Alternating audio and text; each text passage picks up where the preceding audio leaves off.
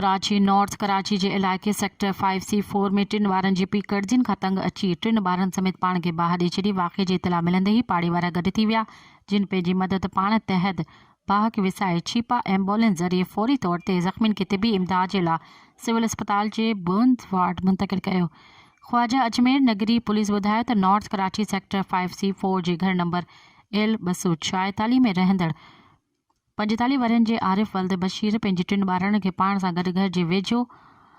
Auckland ground में वठी वञी बाहि ॾेई छॾी, जंहिं सबबु 45 वरनि जो आरिफ, उन जूं 2 धीअरूं, 4 वरनि जी ईमान फातिमा ऐं 5 वरनि जी हुरिया जड़ 3 वरनि जो पुटु ग़ुलाम हुसैन सड़ी ज़ख़्मी थी पिया। मज़ीद ख़बरनि ऐं तफ़सीलात लाइ विज़िट कयो असांजी वेबसाइट www.awamiNewsHD.com ऐं ॾिसंदा रहो अवामी न्यूज़ HD।